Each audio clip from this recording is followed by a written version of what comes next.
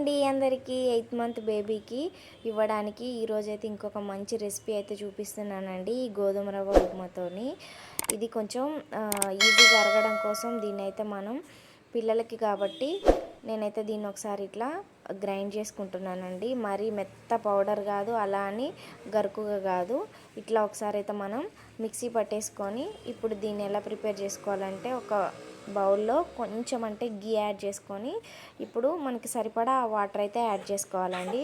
ఇది మంచి టేస్ట్ ఉండడం కోసం ప్లస్ పిల్లలకి హెల్తీ కోసం నేనైతే బీట్రూట్ యాడ్ చేసుకుంటున్నాను. మీరు కావాలంటే ఇక్కడ క్యారెట్ కూడా యాడ్ చేసుకోవచ్చు. ఇది కొంచెం బాయిల్ అయిన తర్వాత వాటర్ మనం ఇప్పుడు ఒక స్పూన్ అంత అంటే మీ రిక్వైర్మెంట్ని బట్టి ఇప్పుడు మనం పౌడర్ యాడ్ చేసుకొని ఈ కన్సిస్టెన్సీ వచ్చే వరకు అయితే కుక్ చేసుకోవాలండి. ఇది టేస్ట్ కొంచెం చప్పగా ఉండకుండా ఉండాలని నేనైతే కొంచెం మిశ్రీ అయితే యాడ్ చేసుకుంటున్నాను. అంతే, రెడీ.